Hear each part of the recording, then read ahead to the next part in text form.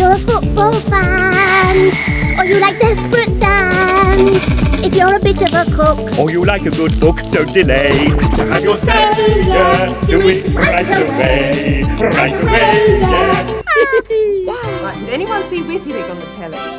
Yeah. Mallory Blackman is really famous for writing exciting stories. She knows a thing or two about beginnings, middles and endings. In fact, I think she's magic.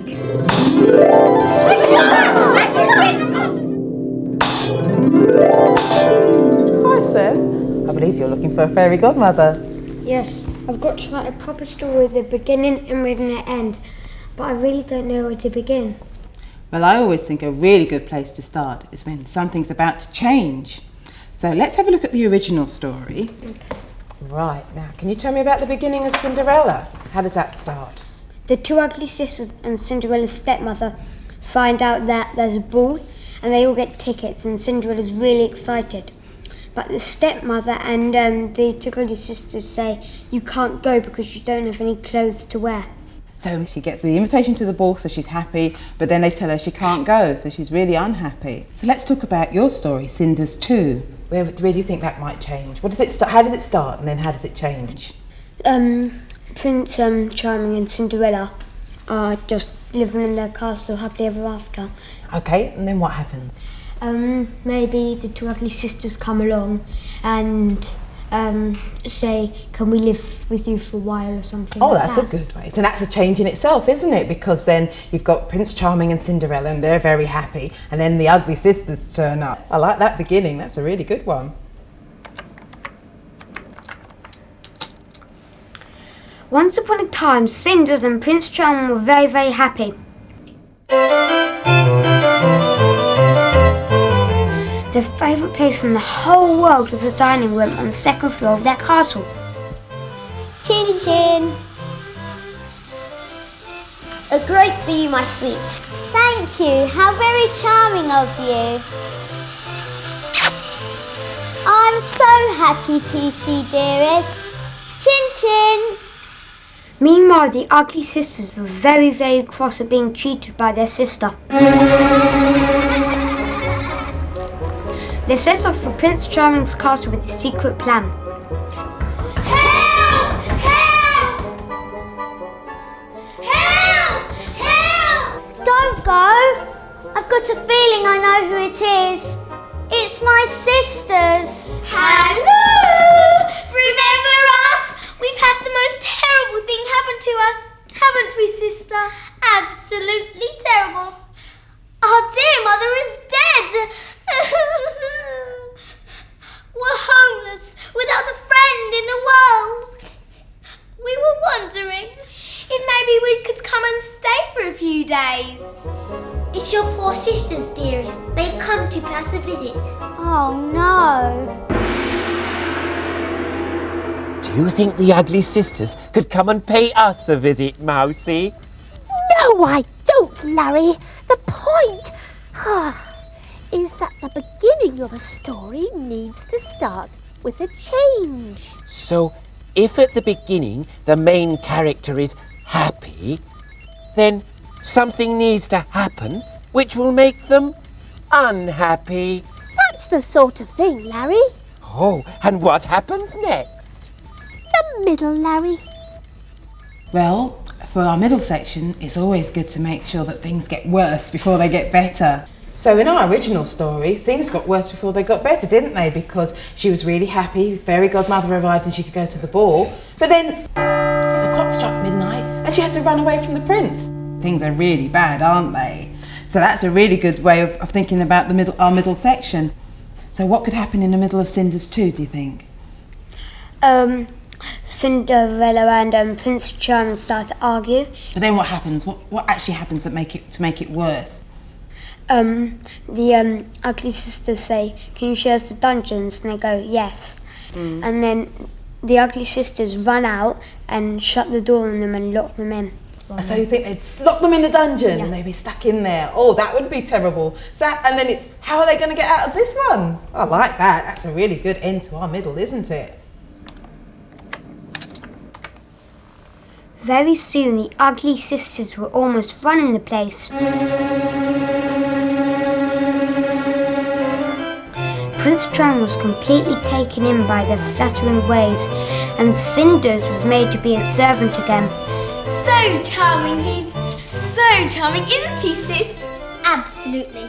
We were wondering, since it looks like we'll be here for a while, if we can make ourselves helpful. You know, polish your treasure, count your money bag, sign a few official forms for you. Only the least important ones, of course. Don't you dare! I'll never speak to you again.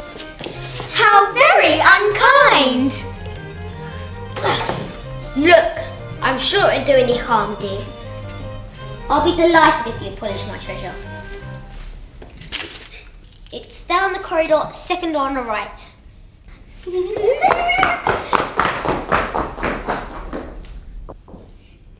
You steaming great ninny! You complete and utter bird brain! Now look what you've done! Now, don't be hasty, Cinderella. Don't be rash. Cinderella! Here it is! I found it! Royal divorce. Because of her cruel behaviour, I have decided to divorce Cinderella and marry her charming sisters. Signed, Charming. Sign here, please. There we are. Now all we need is a piece of rope. Now look here. What I say goes. I must be boss in my own house. You're just jealous. Jealous of those two? You must be joking. If they were the last people on earth, I wouldn't be jealous of them. For you, my dear sister, this is the beginning of the end. Oh dear, they are in a pickle, aren't they? Well, yes they are, Larry. That's because in the middle, it's a good idea for things to get worse before they can get better. I suppose that's because if things get more difficult, it keeps you interested in the story. Yes, that's right, Larry. You want to see what's going to happen next. Do you think things are going to get better at the end of this story, Mousy? Fortunately, Larry, they often do. So we've got our beginning and we've got our middle, and now we've got to think about our ending. And what we want is a really exciting finish, and maybe even a surprise at the end. I read a version once of Cinderella where he went to the ugly sister's house, and one of the ugly sisters actually cut off her toes so that her foot would fit into the slipper. So that's quite unexpected, isn't it? And then he thinks, oh, she's the one I fell in love with, and then he goes off with her. But then luckily he notices that she cut her toes off, and then he goes back and finds the real Cinderella. So that makes that a really exciting ending, doesn't it? Because we weren't quite sure whether the prince was going to be fooled or not. So let's see how we can apply that to Cinders too. Now, what sort of things could we have there? A really exciting finish. They might get locked in the dungeon and never come out. Or maybe they could try and fight their way out of the castle, or maybe they come up with a plan to try and escape from the castle. So whatever you choose to do, you have to try and make it an exciting ending that people will want to read the next page and find out what's going to happen. Keep them guessing, I would say. So it's up to you, Seth, which ending you choose. Right, good luck. Thank you, Mallory. Mallory? Where are you? The ugly sisters imprisoned Prince Charming in the treasure room and started to treat Cinders very badly. Prince Charming heard their cruel treatment. In realising how much he really loved Cinderella, he decided to rescue her. Prisoner at the bar, you have been accused of great cruelty to your dear sweet sisters. The penalty, as you know, is death. How do you plead? Guilty, Your Honour. The jury found you guilty as charged. All that remains is for me to pronounce sentence. I sentence you to be taken to a place of execution and...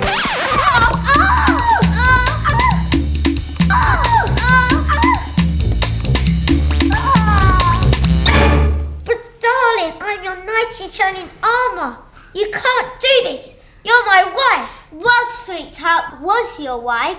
You're married to them now. You signed it yourself. Charming. What a great ending! And that's because it kept us guessing, Larry. Yes, Mousy, I had no idea what was going to happen. Oh, look! Seth's reading his story to his mum now. That's really good, Seth. Read me some more. The ugly sisters imprisoned I Prince think he'll Charming get in his the treasury TV. and started to peep. Hi, Seth. What are you watching? Well done, Seth. Seth's story was brilliant, wasn't it, Mousy? Yes, and that's because it had a proper beginning, middle and ending. It began with a change, In the middle, things went from bad to worse. and the ending was really unexpected. Yes, Larry, and that's the end for us too. Until next week. And remember, We're the Writing Rescuers! Now, why don't you write a story now? That'll be good, Mousy. And you could be in my story. Well, of course I'll be in your story, but you couldn't write the beginning. Well, I tried.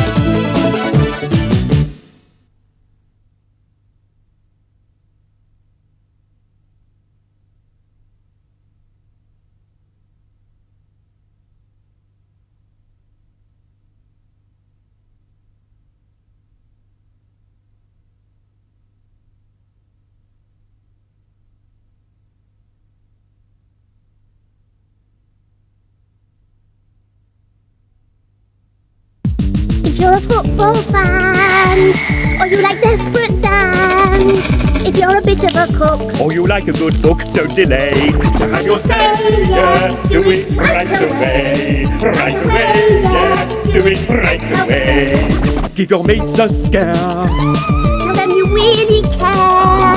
Have you had a good day? Wanna have your say. Don't delay. Right away, yeah, do it right away. Right away, yeah, do it right away. Right away.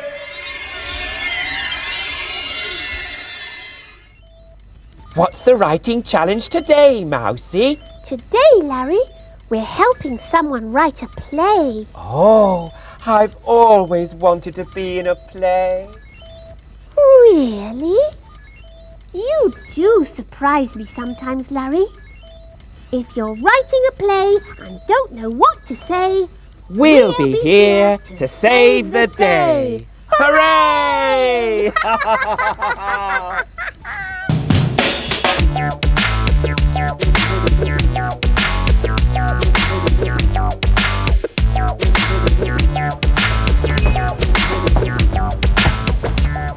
Amber loves play acting, and she never misses a chance to be really dramatic.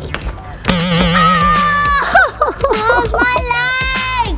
Please help me! Call an ambulance! Oh, Amber, what a performance! Well done, Amber. Bravo! Thank you, Mousy. Bravo!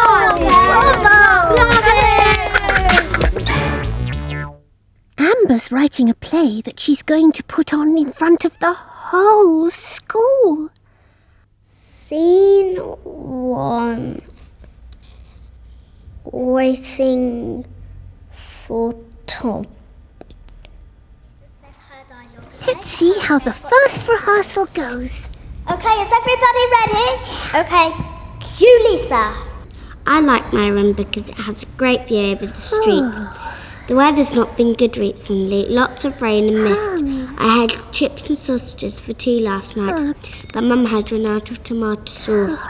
This morning I had boiled eggs and soldiers for breakfast. I love them. This script is awful! What am I going to do? Oh dear.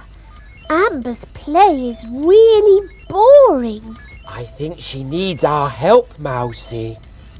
Writing rescuers to the rescue!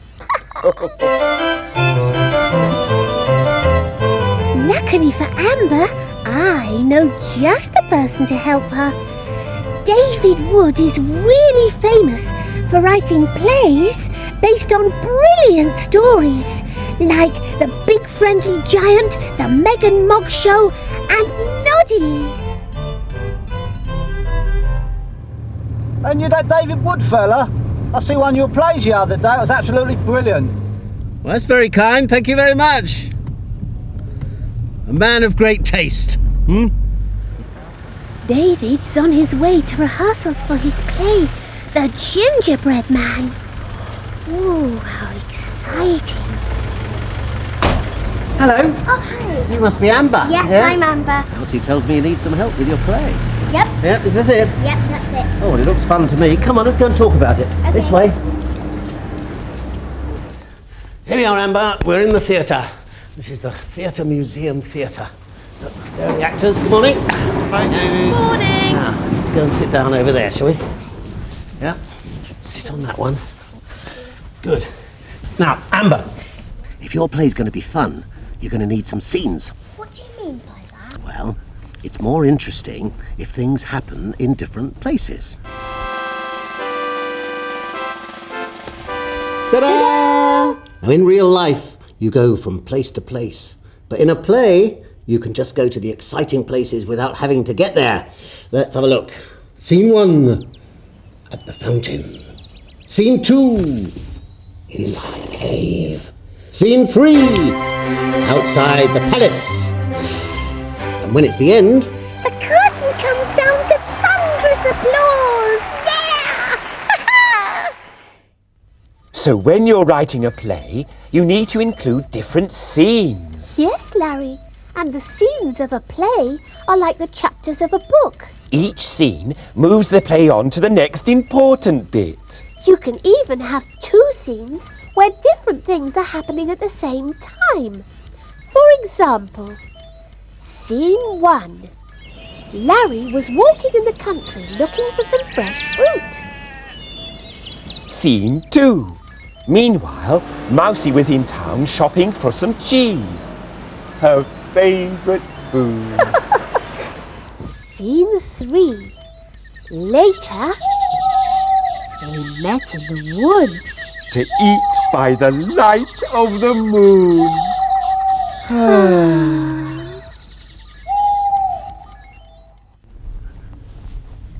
so different scenes will make your play more interesting. But in a good play, there's always something going on, something happening. It's not just people talking. To tell the story, you can have things happening as well. Now, in my play, the action takes place on kitchen shelves. In rehearsals, we don't use the real scenery, but we got boxes to be the teapot, the bottles, and the honey pot. In this scene that I've written, we're on the shelf of a dresser, and there's the teapot, the old tea bag's in there, and she doesn't want the gingerbread man who's coming up to get the honey. Oh, can I read what happens? Yeah, sure, Mousie. Come on. There we are. Okay, let's stand by then, please. And cue. The gingerbread man sets off towards the honey, treading on tiptoe. Suddenly, the door of the teapot creaks open, and Old Bag peeps out and starts stalking the gingerbread man. He reaches the honey and starts taking the lid off. Is there somebody behind me? Yes. Look! He turns, but Old Bag is too quick for him. Old Bag creeps out again. Is there somebody behind me? Look there! Look out, she's there! He turns suddenly and sees Old Bag, surprising her at the same time. Both scream and run to hide in opposite directions. They re-emerge and start creeping. Gingerbread Man never seeing Old Bag, and Old Bag never seeing Gingerbread Man. Until they bump into each other! Thank you very much. That's very good. So when you write a play, Larry, as well as having different scenes, you need action! Yeah! Oh, I see, Mousie. So a good play isn't only about talking, it's about things happening. That's right! And when you write a play, you have to write down what's going to happen on the stage, as well as what the actors say to each other.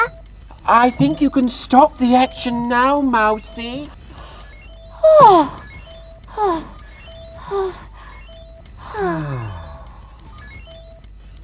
So, Amber, you need things happening in the play, but you need people talking too. I have got speech in my play though. Yeah, well, that's good, but you need people listening. So that one person says something and one person listens. And then that person says something and the other person listens. Show you what I mean. Stand by, everybody, and cue. Who are you? The Gingerbread Man. Never heard of you. I was only baked yesterday by the big ones. You're trespassing. This is my shelf. But this is an emergency. Herr von Cuckoo. What about him? He's lost his voice. You mean he can't cuckoo? Yes, I mean, no. So I thought... What did you think? I thought I could get him some honey. It might help him. You thought wrong. I'm glad. Delighted he's lost his voice. I've always hated that stupid noise every hour of the day and night. Cuckoo, cuckoo, cuckoo. But the big ones might throw him in the dustbin. Oh, good riddance. And good riddance to you too. Clear off. And you can clear off too. All of you. That was a good scene, wasn't it, Mousy? Yes, Larry. And that's because the actors were talking To each other.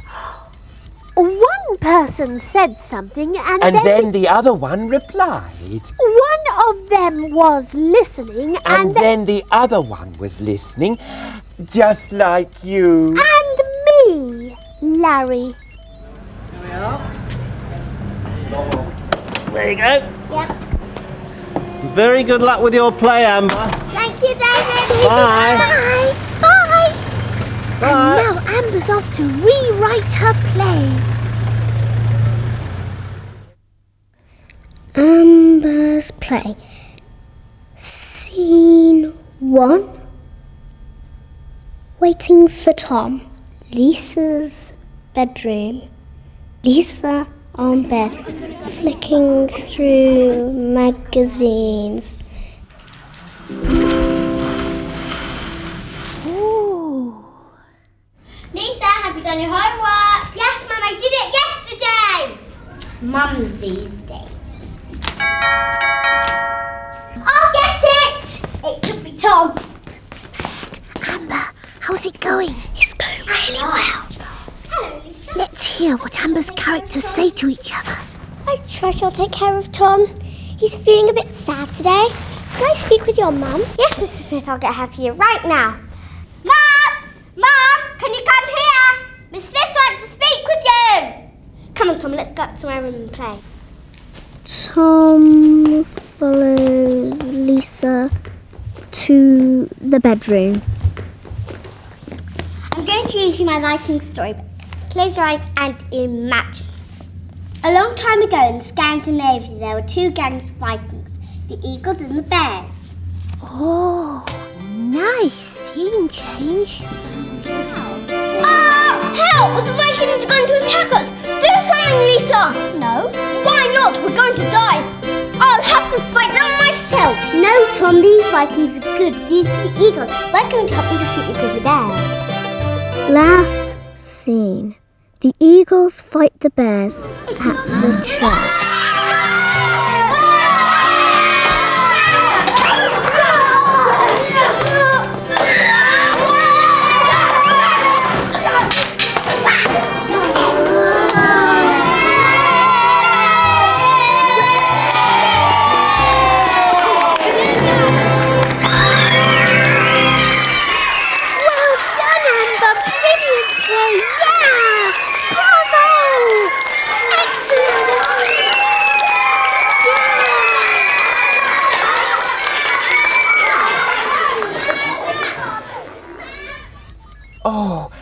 Amber's play is fantastic, isn't it, Mousy? Yes, it is, Larry. And let's remember why. Amber wrote her play in scenes, so that the story moves from one exciting part to the next. And there was lots of action. Lots of things happened on the stage.